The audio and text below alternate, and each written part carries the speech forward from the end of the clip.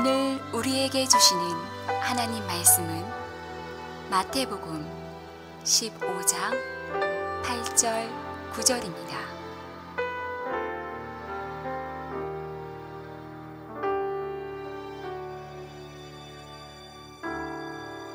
이 백성이 입술로는 나를 공경하되 마음은 내게서 멀도다.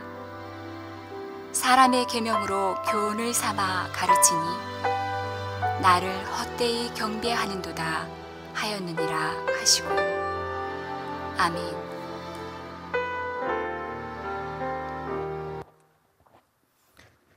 할렐루야.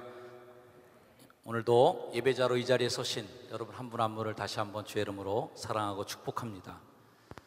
오늘은 예배자의 자세, 잠자는 예배를 깨우는 예배자들은 어떤 자세를 갖는가 할 때 제3법칙, 세 번째 법칙, 반응에 대해서 여러분과 함께 말씀을 나누려고 합니다. 오늘 뭐라고요? 네, 반응을 보여주셔서 감사합니다. 제가 주일 저녁 언젠가 아이들하고 같이 싸이의 콘서트를 봤어요. 여러분 싸이 아시죠? 요즘에 아주 그 강남 스타일 난리가 났습니다.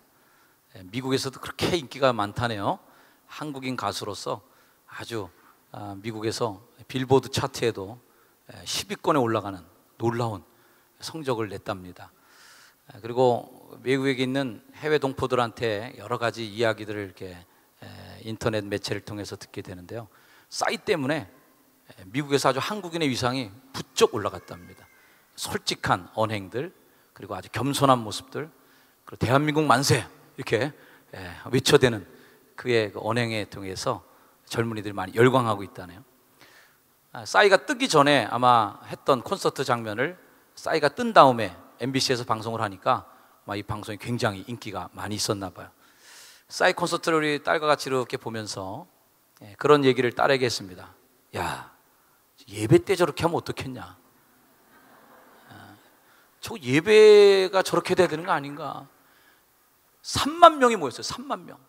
몇 명이라고요? 3만 명. 아무도 안 놀라시네요. 우리 효성중학교에도 3만 명이 모이는 교회가 되길 소망하고 있습니다. 3만 명이 뛰는데요, 싸이가 한마디만 던지면 바로 반응이 일어납니다. 소리 질러! 그러면은 와! 소리 지르고, 뛰어! 그러면 뛰고. 근데 그 콘서트장이 흠뻑쇼더라고요. 왜 흠뻑쇼인가 그랬더니 물을 막 뿌려대더라고요. 공연장에.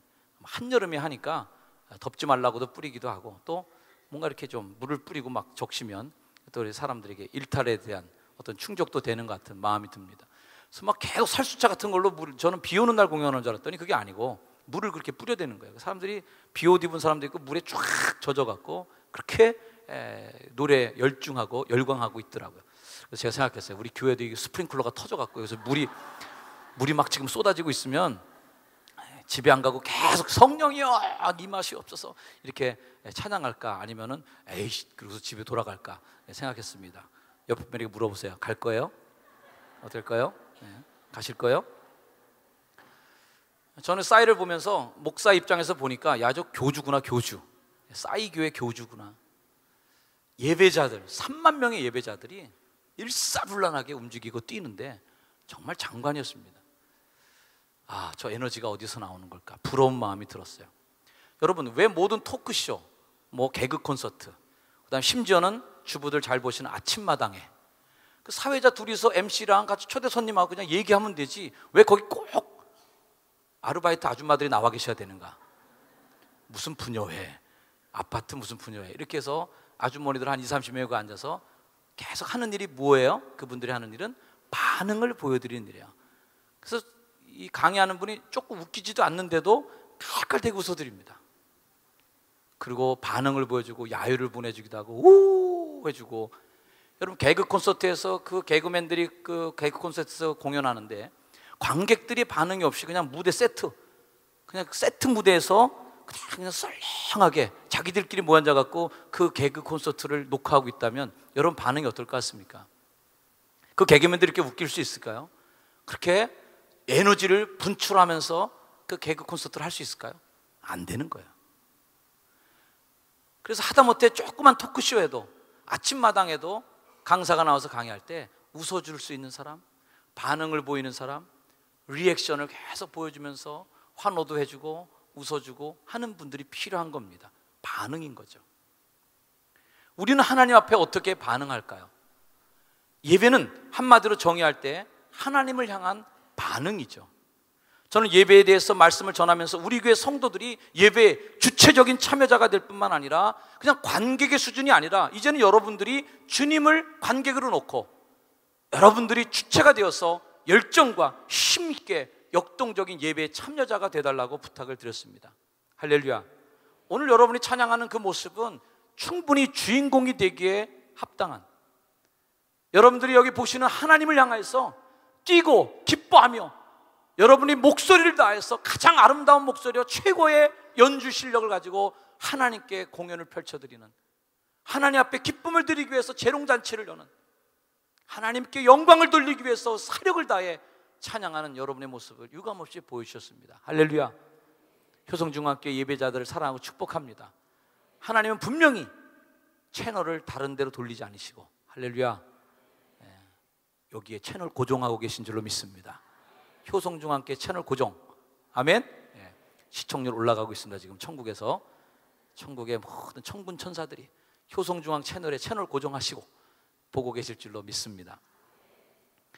하나님을 전심으로 기뻐하면서 오버하는 그런 마음들, 하나님이 좋아하시는 거 아니겠습니까? 이 하나님에 대한 기쁨이 너무 감동적이어서 오버한 케이스가 바로 이 다윗을 예로 들 수 있는데, 예루살렘으로 법궤가 들어올 때 그때의 다윗의 모습이 아주 가관이었습니다. 자신의 왕이라고 하는 지위도 땅에 내려놓고 오직 하나님만이 나를 보고 계시다는 마음을 가지고 막 춤을 추는데 정신없이 춤을 춘 거예요. 자, 사무엘하 6장 14절 말씀 보니까 이런 말씀이 나옵니다. 한번 읽어볼까요, 여러분들? 시작. 누구 앞에서 춤을 췄다고요? 누구 앞에서 춤을 췄다고요? 여호와 앞에서. 다른 데다 춤을 춘 게 아니에요.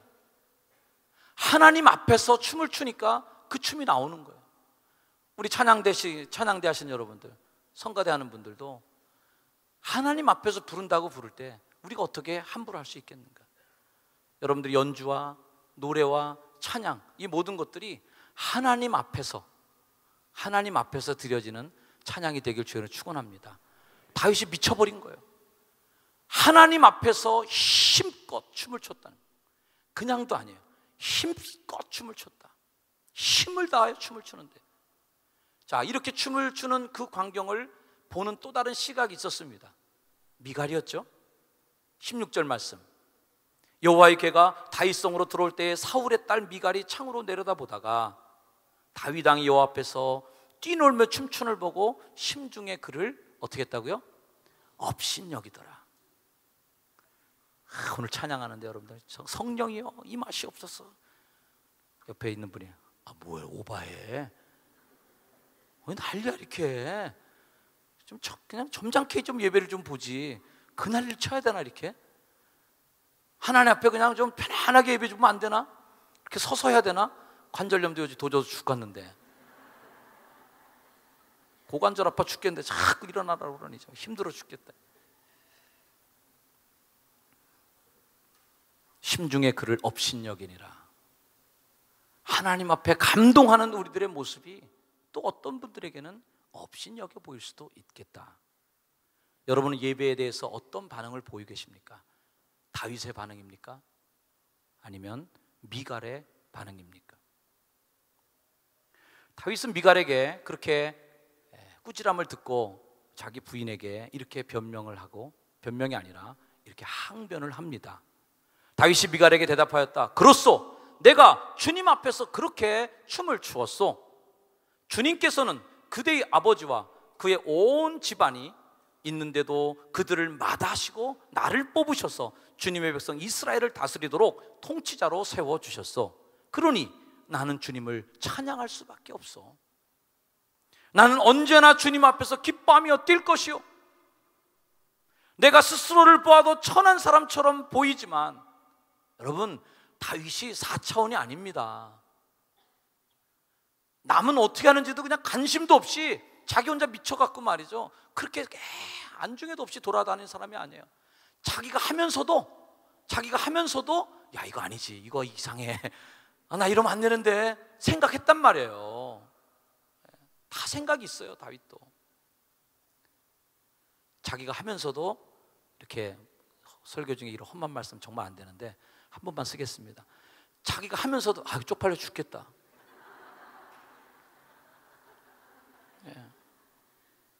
이런 마음이 드는 거예요. 이 왕이 이래도 되나 이거? 힘들어, 이거 이러면 안 되는데, 백성들이 다 보고 있는데 내가 이러면 어떡하지? 채신머리 없게 어떡하지? 이런 마음이 드는 거예요. 그러니까 다윗이 그렇게 고백하는 거 아니겠어요? 내가 보기에도 내가 천한 사람처럼 보이지만, 이거 막 가는 사람처럼 보이지만, 그러나 하나님을 찬양하는 일, 주님을 찬양하는 일 때문이라면 이보다 더 낮아지고 싶소. 할렐루야.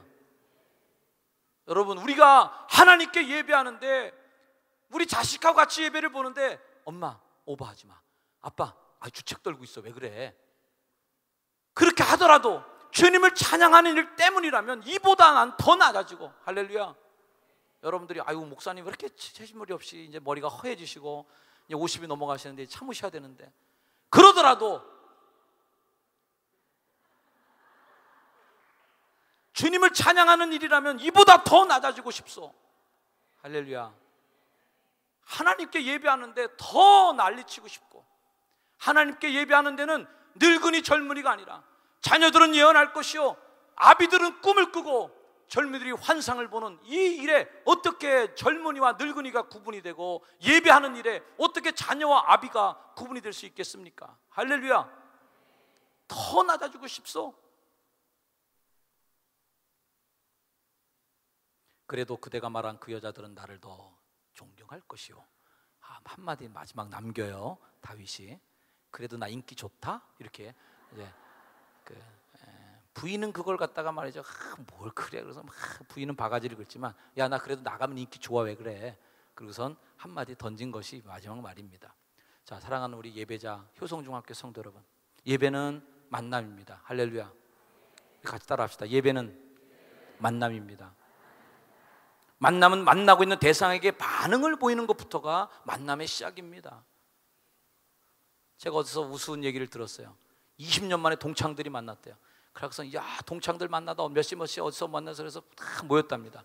다 모이자마자 다 핸드폰 꺼내갖고 다 카톡, 페이스북. 그래서 말 한마디 안 하고 대여섯 명이 앉아갖고 한 3시간 내내 이러고 앉아있다가, 시간 됐네, 야 만나서 반가웠어, 우리 그만 가자. 그리고 또 가더라는 거예요. 하나도 안 만나고 간 거예요. 여러분, 누군가 만났는데 그 사람이 계속 어딘가 전화 계속하고 앉아있고, 계속 어디로 카톡 보내고 앉아있고, 계속 무슨 문자 보고 앉아있고, 그리고 한마디 내 말에 귀도 기울이지 않고 건성건성 그러다가 저 바빠서 이만 가야 되겠어요. 그리고 어디 나가버리면 여러분이 그 나간 사람을 향해서 뭐라고 그러겠습니까? 정말 재수, 내가 다음에 만나러 봐라, 다시는 저 인간이랑 내가 만나지 않겠어. 왜? 만남에 대해서 반응을 보이지 않는데 어떻게 재미가 있겠어요? 주고받는 게 있어야 될 거 아니겠어요? 그렇기 때문에 예배에 임하시는 하나님 앞에, 여러분, 이 예배 자리에 하나님 임재하실까요? 안 임재하실까요? 하나님 오시겠죠? 할렐루야.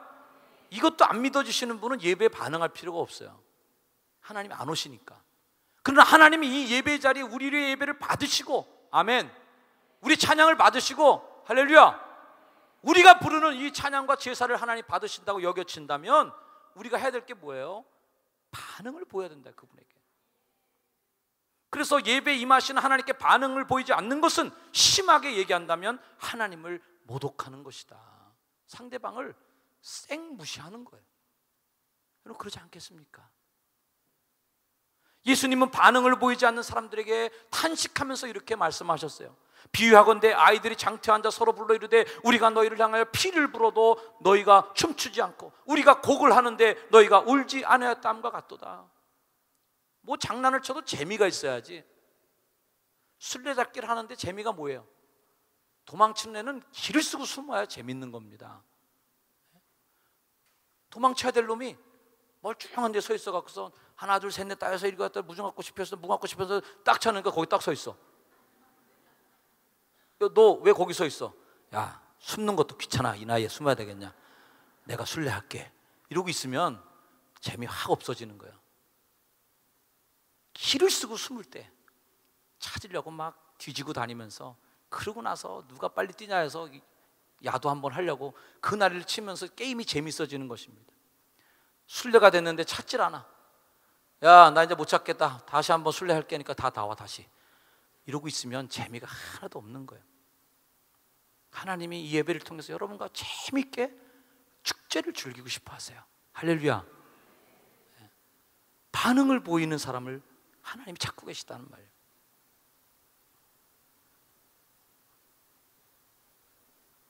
구약학자인 앤드류 힐이라는 사람이 구약의 제사의 특징을 한마디로 요약하면서 참여라는 단어로 요약했습니다. 참여. 양의 머리에 손을 얹어서 죄를 고백하고, 그 양이 각을 띄어지고 목숨이 끊어지는 걸 옆에서 지켜보고, 그리고 그 고기가 태워져서 하나님께 드려지는 것을 냄새를 같이 맡고, 모든 것을 보면서 예배에 참여하는 거예요. 몸과 마음, 영혼까지도 참여하는 전인적 참여. 몸뚱아리만 여기 있는 사람들을 향해서 주님은 내 마당만 밟을 뿐이니라. 몸만 왔구나 니네들. 오늘 성경 말씀에 있는 것처럼 저희가 마음으로는 내게서 멀도다. 몸은 와서 예배를 드리는데 마음의 반응이 싸늘하구나, 재미없구나, 이 말씀을 하시는 거죠. 저도 예배에 대한 고민이 있습니다. 얼마나 이 예배의 회중들이 역동적으로 참여할 것인가. 여러분들이 예배가 내 예배라고 생각하고 하나님께 찬양할 때 그저 앞에 있는 이 사람들이 주인공이 아니라 여러분들이 찬양을 하나님께 드릴 수 있도록 우리는 보조자고 도와주는 역할이죠. 반주팀들이죠. 우리가 찬양하고 여러분이 듣는 게 아니라 여러분들이 찬양할 수 있도록 우리는 도와줄 뿐인 거예요. 여러분들이 주인공이 돼서 멋있는 찬양으로 하나님께 콘서트를 하시길 주님을 축복합니다. 여러분이 주인공이다. 워렌 바이스비라는 이런 얘기를 했습니다. 예배는 믿는 이들의 반응이다. 예배자의 모든 것, 즉 마음, 감정, 의지, 몸 모두를 하나님과 그분이 말씀하신 것과 그분이 하신 일에 대하여 반응하는 것이다. 수많은 예배학자들이 예배에 대해서 정의를 했지만 그 말을 쥐어짜서 또 요약하고 또 요약하면 반응이라는 단어의 요약이 됩니다. 우리 따라합시다. 반응은 참여로 표현된다. 반응이 나타나는 것은 뭘까요? 참여하는 거예요. 자, 대화의 반응은 뭐예요? 대화에 참여해 주는 거죠. 놀이의 반응을 일으키는 건 뭐예요? 그 게임에 재미있게 막 참여해 주는 거예요. 예배의 반응은 뭐예요? 예배에 참여해 주시는 거다. 할렐루야. 온 회중들이 예배에 참여해 줄 때 예배의 반응이 일어나기 시작하는 것입니다. 그동안 한국의 예배는 제사와 그 의미가 굉장히 혼동되게 사용됐었어요. 그래서 예배가 제사가 예배처럼 생각되었고 그저 한국적 개념상의 제사로 예배를 오해했습니다. 한국의 제사는 뭐예요? 피동적이고 묵묵하고 조용하고 하고 있으면 숨도 안 쉬고 가만히 보고 있다가 제사 끝나면 제사밥이나 먹고 오는 거죠. 나의 참여가 없어요. 그렇게 한국 교회는 반응을 잃어버린 채 하나님과 친밀함을 잃어버리고 그동안 예배를 드려왔었습니다. 하나님 여러분을 뛰는 모습 얼마나 기뻐하실까요? 하나님을 친하게 여기시길 주여는 축복합니다. 여러분 친한 친구 만나면 어떻게 될까요? 안녕하세요. 몇 년 만에 보는 친구네요. 반갑다.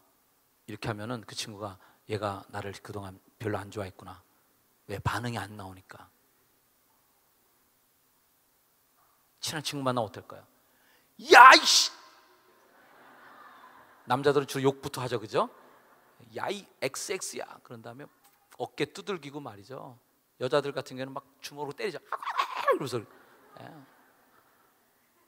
그동안 먹어지랬어 손 붙잡고 막 뛰기도 하고 더 반가우면 허그하면서 막 하기도 하고 말이죠. 남자들 주로 때리죠. 반가우면 막 때리죠. 반응을 막 리액션을 크게 보여주는 거예요. 왜? 그렇게 반응을 함으로 상대방에 대해서 나의 감정을 다 표현할 수 있는 거예요. 친구야 10년 만에 만났네. 반갑다. 악수를 딱 청해도 안 돼. 이거는 반가움이 아닌 거죠. 하나님과의 만남에서 느껴야 될 열광, 환호, 박수, 흥분, 이 모든 것들이 다 사라진 예배에서 그저 제사처럼 드리고 있는 예배를 사람들은 드리는 그동안 그 열광과 환호와 박수와 흥분의 대상이 되어야 할 대상들이 연예인이 되고 아이돌 가수가 되고 강남 스타일이 돼가는 것이죠. 우리 교회에서 한번 교회 스타일을 한번 찍었으면 좋겠어요. 우리 교회 1000명의 성도들이 이거 한번 했으면 얼마나 좋겠는가 이런 생각도 해봅니다. 하나님께 반응을 그렇게 열광적으로 보여봤으면 얼마나 좋을까. 몇 가지 반응하는 법을 여러분에게 말씀드리려고 합니다. 첫째는 찬양으로 반응하는 것입니다. 인간이 하나님께 드릴 수 있는 가장 최상의 반응은 바로 찬양이에요. 자, 학교 다닐 때 제가 중고등부 시절에는 문학의 밤 했는데 문학의 밤 때 꼭 있던 게 싱어롱 시간이었습니다. 그때는 뭐 찬양이고 뭐고의 개념이 없었어요. 싱어롱이에요. 나를 사랑하는 주님, 비바람이 치던 바다, 이거 개사해 갖고 그냥 노래 부르고 그렇게 싱어롱 시간이 있었습니다. 그저 시간 때우기, 막간을 이용해서 그저 브릿지 타임에 부르는 노래가 싱어롱이었어요. 그 이후에 복음성가, 가스펠송이 나왔습니다. 가스펠송은 말 그대로 가스펠, 복음을 노래에 담아서 사람들에게 전달하기 위해서 부르는 노래입니다. 그래서 복음적인 내용, 그렇게 내용을 담아서 찬양을 많이 불렀습니다. 그 다음에 나왔던 게 80년대 전후로 해서 경배와 찬양이 나옵니다. 경배와 찬양이 나오면서 사람들이 찬양에 대한 개념이 달라졌어요. 아, 이런 게 찬양이구나. 하나님을 기쁘게 해드리는 게 내가 기쁜 것을 경험하게 됐습니다. 왕이신 나의 하나님, 내가 주를 높이고 영원히 주의 이름을 송축하리다.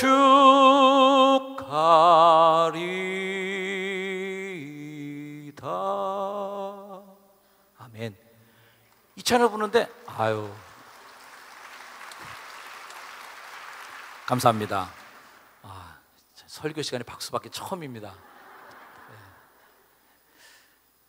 하나님을 높여드리니까 하나님만 좋아할 줄 알았어요. 그죠? 하나님 높여드리고 누구 좋으라고 하는 건가? 하나님만 좋네, 이게 아니더라는 거죠. 찬양을 부르니까 하나님을 높여드리니까 더 기쁜 거예요. 내가 그냥 내 즐겁자고 부르는 노래보다 더 기쁨이 오더라는 걸 깜짝 놀라게 느낀 겁니다. 찬양의 본질을 알게 된 거예요. 왜 그럴까요? 이사야 43장 21절 말씀처럼 이 백성은 내가 나를 위하여 지었나니 나를 찬송하게 하려 함이니라. 아, 인간이 만들어진 거는 찬송하라고 만들어졌구나, 이걸 알게 된 거예요. 그러니까 여러분들은 아주 제 몫을 잘하고 있는 거예요. 할렐루야. 네. 나의 찬송을 부르게 만든 거예요. 모든 물건은 자기가 맞는 곳에 쓰여질 때 기쁨이 오는 겁니다. 엉뚱한 데다 그걸 사용하면 자기도 불편하고 쓰는 사람도 불편해요. 근데 하나님은 나의 백성은 나의 찬송을 부르게 하려 함이라.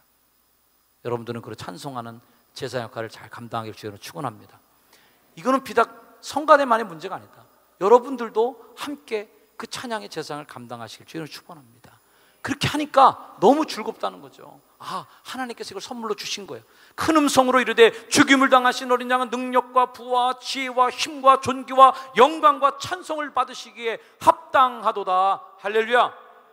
하나님이 찬송을 받으시기에 합당하신 분이니까 우리는 또 뭐냐면 찬송을 부르기에 합당한 존재라는 거예요. 내가 딱 맞는 역할을 하는 게 하나님께 노래 부르고 찬양 드리는 것을 할 때 하나님이 딱 좋아하시고 나도 딱 좋아하게 되는, 서로가 맞는 일이 만나진 겁니다.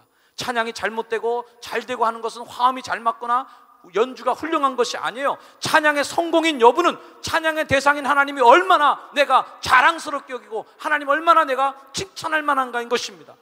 시편 148편 말씀에는 개역성경의 말씀 전 더 좋아하는데요, 저가 백성의 뿔을 높이셨으니 저는 모든 성도고 저를 친근한 이스라엘 자손의 뭐라고요? 찬양거리로다. 뭘 하려면 거리가 있어야죠. 찬양을 하려도 찬양거리가 있어야 찬양하죠.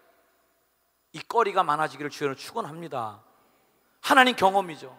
그러므로 찬양대 하시는 분들은, 특별히 하나님께 연주하고 노래하는 분들은 찬양거리가 더 많아야 돼요. 뭐예요? 하나님을 알아야 된다는 거죠. 노래할 만한 이유가 있어야 된다는 거죠. 아무리 멋있는 노래도 사랑의 대상이 없는 모태솔로들은 아무리 좋은 사랑의 노래들이 다 나에게 소용이 없어요.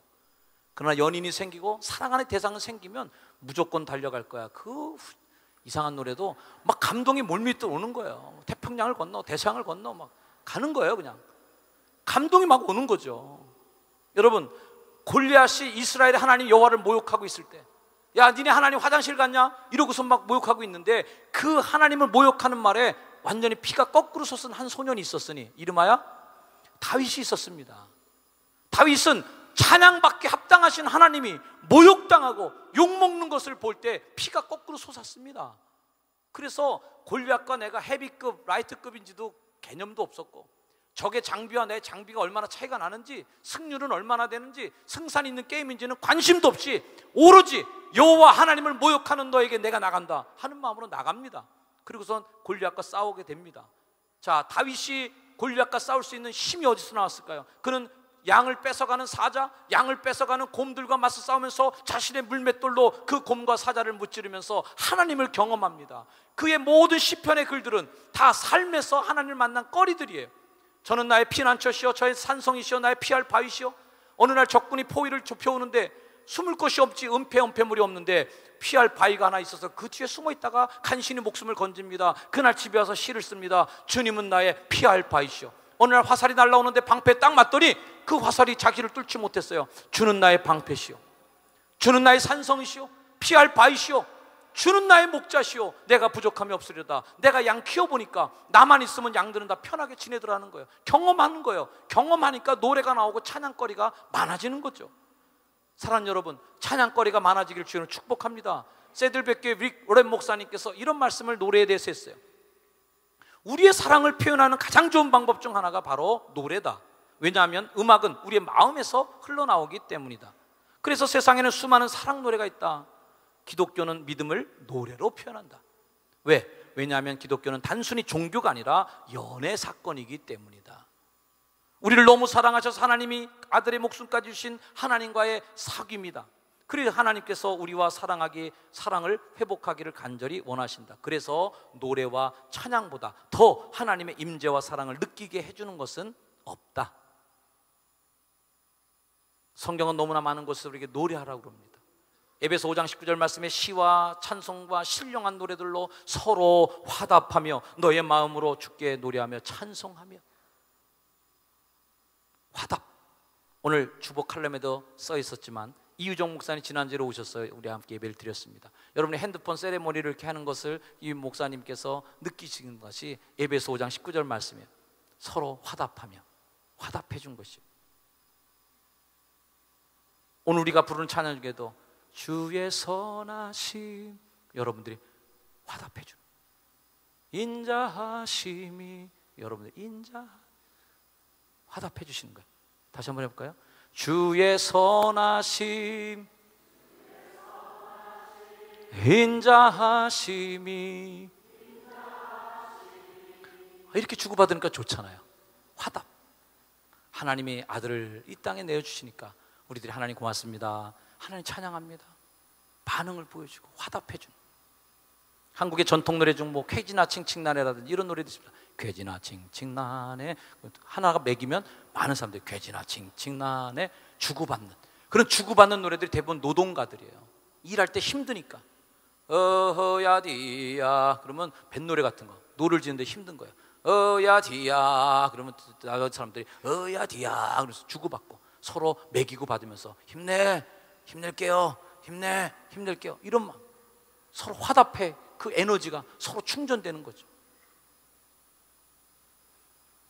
회중들이 응답할 수 있는 가장 좋은 방법은 큰 소리로 높여서 하나님을 찬양하는 것입니다.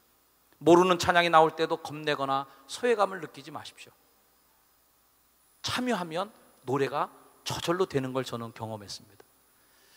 드레스야스에 제가 처음 갔을 때도 그런 경험을 했어요. 정말 모르는 노래 많이 부르더라고요. 근데 은혜 받으니까 모르는 노래가 하나도 모르는 노래처럼 안 들리고 그냥 저절로 막 입에서 되는 거 있죠. 막 내 마음의 문제였어요. 모르는 노래 안 해. 에이씨 나 안 해. 아이씨 은혜도 안 돼. 아 싫어 안 해. 그러니까 노래도 안 들어오고 가사도 안 들어오고 입도 안 움직이고. 근데 은혜를 받고 나니까요 그냥 막 내 입에서 그냥 노래가 절절 따라와요. 그냥 희한한. 우리 교회에서 헤리티지 공연이 있었습니다. 여기 꽉 메운 젊은이들이 찬양하는데 아는 노래가 하나도 없었어요. 제가 참여했습니다. 마음을 열고 같이 해줬어요. 그랬더니 그 찬양 시간이 얼마나 은혜로운지, 내가 아는 노래 하나도 안 나왔는데도 은혜가 넘치더라고요. 참여하시길 주의로 축원합니다. 시편 66편 말씀, 온 땅이여 하나님께 즐거운 소리를 낼지어다. 역대하 20장 말씀, 그라자손 고라자손이 속한 레위 사람들이 서서 심히 큰 소리로, 어떻게? 큰 소리로 여호와를 찬송하고. 즐거운 소리, 큰 소리. 여러분 그런 소리가 어떤 소리일까요? 마지막 날에 이렇게 부르는 게 이게 즐거운 소리일까요? 아니에요. 하나님께 부를 때는 목소리 탄력이 있어야 돼요. 마지막 날에 눈도 벌쩍 뜨시고 크게 뜨고 이렇게 부를 때 이게 하나님께 반응이 되는 거예요. 혹자들은 얘기합니다. 감정적으로 찬양 안에서 예배가 되겠느냐?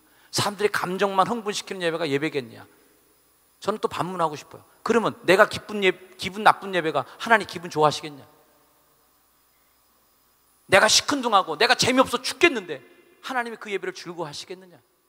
오히려 반문하고 싶어요. 어떤 예배를 하나님 더 좋아하실까요? 내가 하나님 앞에 기쁘고 즐겁게 큰 소리로 노래하는 걸 좋아하실까요? 아니면 시큰둥해갖고 떨떠름하게 마지못해서 그렇게 예배드리고 가는 걸 좋아하실까요? 점잖게, 무게 있게. 아니라고 저는 생각합니다. 하나님을 사랑하는 것, 사람을 사랑하는 것도 감정의 동요에서 시작되는 것입니다. 여러분 이 예배 올 때마다 흥분하기를 주님으로 축원합니다. 기대하시고 하나님 앞에 막 기분을 좋게 감정을 동원하는 거예요. 왜 성경의 시편에는 그렇게 많은 곳에서 하나님을 기뻐하라고 노래하라고 할까요? 오늘 우리가 시편 150편 말씀 읽었습니다. 소고치며 춤추며 찬양하며 현악과 퉁소로 찬양하며 큰 소리 나는 재금, 높은 소리 나는 재금으로 찬양할지어다. 호흡 있는 자마다 여호와를 찬양할지어다. 할렐루야. 하나님은 우리의 찬양을 기뻐 받으신다. 교회의 역사를 보면은 요한 웨슬리가, 존 웨슬리가 설교에서 회심된 사람보다 찰스 웨슬리가 부른 노래를 듣고 작사한 노래, 작곡한 노래를 듣고 회심한 사람이 더 많다는 역사의 기록이 있습니다. 무디 목사님이 설교할 때 그 무디 목사님과 같이 다녔던 생키라는 유명한 작곡가가 목사님이 설교할 때 그 자리에서 설교에 그냥 작곡하는 거예요. 그래서 부르는 겁니다. 주 예수보다 더 귀한 것은 없네. 이 찬양을 부르면 무디 목사님의 설교를 듣고 사람들이 일단 쓰러졌는데 찬양을 들으면서 다 하나님께 마음을 모아가는 거예요. 할렐루야. 여러분들 중에 호흡이 있고 아 하면 목소리가 나오는 분들은 찬양대에 서시길 주의로 축원합니다. 성가대 더 많이 쓰십시오. 여러분 찬양의 제장으로서 그걸 감당할 거야. 반응을 보이는 거 쭉 빨리 지나가겠습니다. 감사로 반응하라. 따라합시다. 감사로 반응하라. 자, 우리가 요즘 뭐 하고 있죠? 감사로 이루는 120일간의 기적. 시편 100편 말씀 감사함으로 그 문에 들어가면, 감사는 문을 여는 키예요. 할렐루야. 시편 50편 감사로 제사를 드린 자가 나를 영화롭게 하리니. 하나님은 감사할 때 영광을 받으셔요. 데살로니가서 5장 18절 범사에 감사하라. 이것은 너희를 향하신 하나님의 뜻이다. 감사로 반응을 보이길 주님은 축원합니다. 세 번째는 기쁨으로 반응할 수 있어요. 시편 51편 말씀 주의 구원의 즐거움을 내게 회복시키시고. 어떤 기쁨을 회복시켜야 돼요? 구원의 기쁨, 구원의 즐거움을 회복해야 됩니다. 구원의 즐거움을 회복하면 자원하는 심령이 저절로 와요. 할렐루야. 억지로 하는 분, 교회 일에 억지로 하는 분 있습니까? 왜 그럴까요? 구원의 즐거움이 없어졌기 때문에요. 구원받았다는 감격이 사라졌어요. 그 구원의 기쁨 내게 회복시키시고 변치 않는 마음 내 안에 주소서. 할렐루야. 그 구원의 기쁨을 잊지 말자. 아멘. 옆에 분에게 한번 축복하십시다. 구원의 기쁨을 회복하십시오. 네 번째는 헌신으로 반응하라는 것입니다. 우리에게 두 가지 부르심이 있어요. 하나는 그리스도인으로 부르셨다. 두 번째는 사명자로 부르셨다는 것입니다. 많은 사람이 첫 번째 사명에서 끝납니다. 부르심에서 끝납니다. 나 예수 믿게 됐으니까, 교회 다니게 됐으니까 오케이. 그러나 하나님은 여러분이 두 번째 부르심을 갖고 계세요. 사명으로의 부르심. 제가 TD 끝날 때마다 영성훈련이 끝나면 꼭 하는 얘기가 있어요. 뜨레스티아스를 경험하는 것은 여러분들이 뜨레스티아스를 반쪽밖에 경험하지 못한 것이다. 이 뜨레스티아스를 완전하게 경험하기 위해서는 나머지 반쪽의 경험을 해야 되는데, 그것은 봉사자로, 섬기는 자로 봉사하는 것입니다. 그래야 완전한 뜨레스티아스 기쁨을 가질 수 있습니다. 예배도 마찬가지예요. 하나님 앞에 구원받았다는 감격과 기쁨만 갖고 사는 것은 반쪽이에요. 하나님을 위해서 뭔가 내가 일하고 사역하고 봉사할 수 있다는 것, 그것이 더 큰 기쁨을 여러분에게 주리라 믿습니다. 마지막은 따라합시다. 결단으로 반응하라. 예배는 위험천만한 일입니다. 왜 그럴까요? 예배 드리면 결단해야 되기 때문에 그렇습니다. 지난 금요 기도회 후에, 지난 금요 기도회 때 제가 무슨 설교를 들었냐면, 빌레몬서를 읽으면서 오네시모라고 하는 종을 바울이 보내면서 빌레몬에게 내가 억지로 이 종을 그냥 받지 말고 네가 자원하는 마음으로 이왕에 받을 건데 기쁨으로 그 종을 받아들여라. 잘못한 사람 용서해라. 이 얘기를 제가 설교했습니다. 이 설교를 들은 우리 교회 한 청년이 저에게 메시지를 보냈습니다. 장문의 편지를 보내왔어요. 그날 밤에 아편 생략. 제가 이 사역을 얘기하면 이 친구가 누구라는 거 공개될 것 같아서 제가 사역 자리는 살짝 빼고 이렇게 얘기할 것 같습니다. 점점 무엇이 시간을 빼앗는 것 같았고, 내 발목을 잡는 것 같고, 내가 하고 싶은 것, 내가 하고자 하는 것, 내가 가고자 하는 길을 가지 못하게 하는 것 같고 앞을 막는 것 같았어요. 물론 그것에서 주어진 일을 하긴 했지만 마음속에선 그런 생각들이 끊이지 않았어요. 그래서 회의에 지각하는 일이 다반수였고 빨리 가려고 하는 마음도 매일 들었어요. 그만두려고 생각도 오늘까지도 했어요. 그런 생각을 하면서 암흑에 임하는 게 맞지 않다고 생각했고 도저히 이것도 저것도 잡지 못하는 저를 견딜 수가 없었거든요. 그런데 목사님의 설교가 제 생각을 변화시켜 주셨어요. 저는 이제 암흑에를 자의로 하고 싶어요. 무슨 사역인가를 자의로 하고 싶다는 얘기죠. 제가 하고 싶어서, 제가 기뻐서 하는 사역이 암흑에가 되었으면 좋겠어요. 처음 목사님의 설교 초반부를 들을 때는 그만두어야겠다고 말하려는 생각이 더 강해졌어요. 그런데 목사님께서 이왕 하는 거 기쁘게 하자고 말씀하셨을 때 제 생각이 변했어요. 물론 그만하겠다고 힘들다고 말할 수 있겠지만 그렇게 말하면 제 책임감과 끈기가 무너진다고 생각했었고, 같이 일하는 팀원들에게도 너무 미안한 일이라고 생각했어요. 그래서 그만둔다고 말하는 일 또한 쉽지 않은 것이라 생각했는데 목사님께서 이왕 하는 것이라고 말씀해 주시니 와 닿았어요. 저는 어차피 관둔다는 말을 못하고 계속 끙끙 앓았을 게 분명하더라고요. 말하지 못하고 힘들어하면서 무엇을 끝까지 안고 갔을 게 분명해요. 그러니 이왕 하는 것이 돼야겠고 그러려면 기쁘게 해야 되겠다 생각이 들었죠.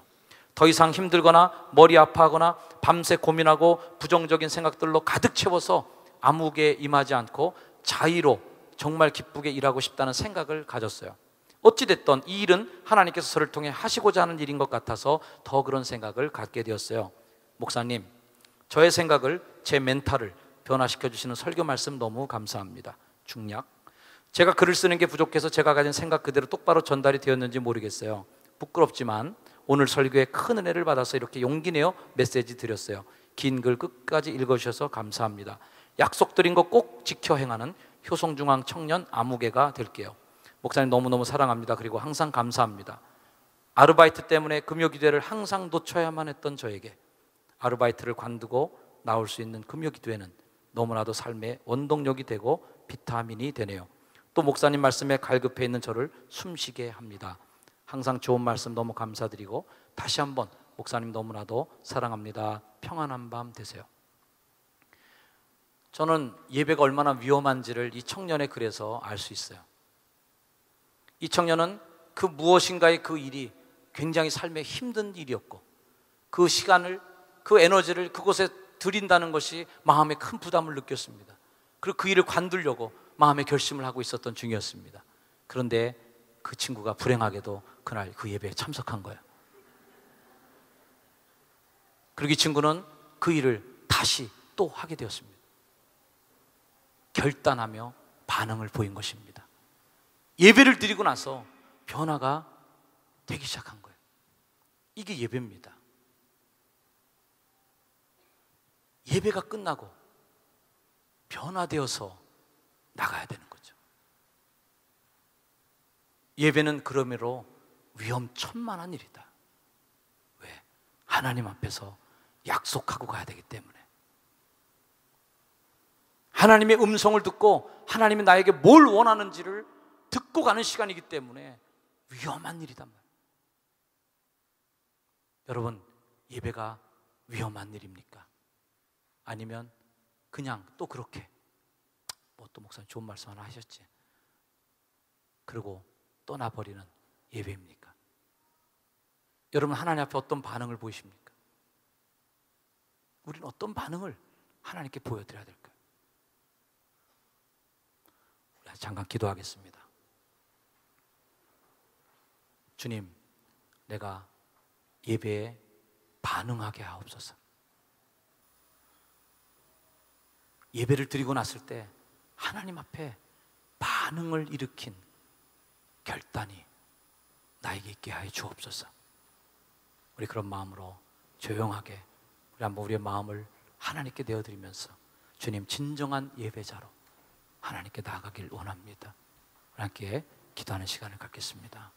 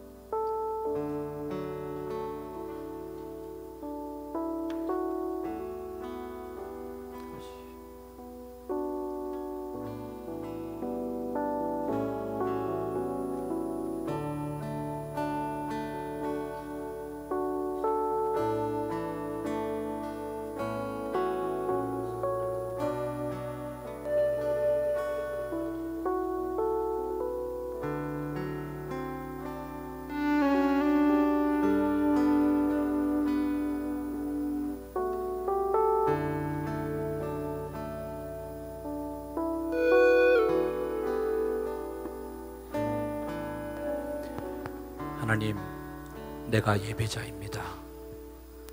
예배를 끝나고 나올 때마다 하나님 앞에 더 결단하고 변화를 갖고 올 수 있는, 변화되는 그런 나로 빚어가 주시고 하나님의 임재 앞에 반응하며 주님 앞에 나갈 수 있는 제 자신이 되게 하옵소서. 예수님의 이름으로 기도합니다. 아멘. 자, 일어나셔서 전하겠습니다.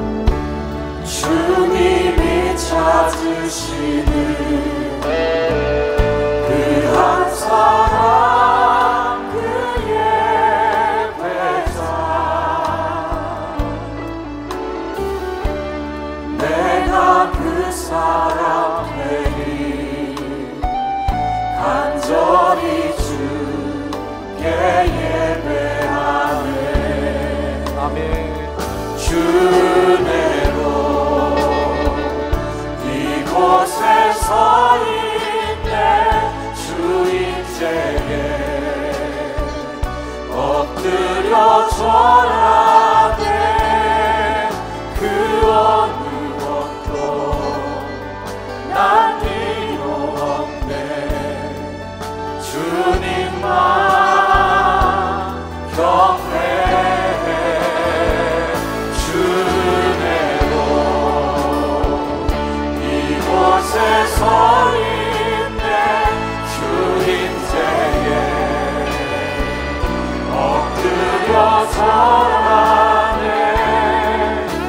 어느 것도 난 필요 없네.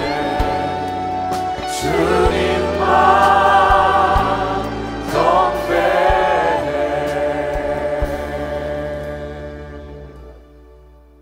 이제는 아들 독생자를 이 땅에 보내주셔서 세상을 이처럼 사랑하시는 하나님의 사랑을 보여주셨던 우리 하나님 아버지의 극진하신 사랑과 십자가에서 자신의 몸을 내어주심으로 우리에 대한 자신의 사랑을 확증해 주신 예수 그리스도의 그 크신 은혜와 지금도 예배에 반응하며 하나님의 은혜에 반응하며 우리 삶을 다하여 하나님께 반응하며 살기를 작정하고 삶의 자리로 힘차게 퍼져나가는 빛된 주의 백성들 머리머리 위에 이제로 영원까지 늘 항상 함께 하시기를 간절히 축원하옵나이다. 아멘.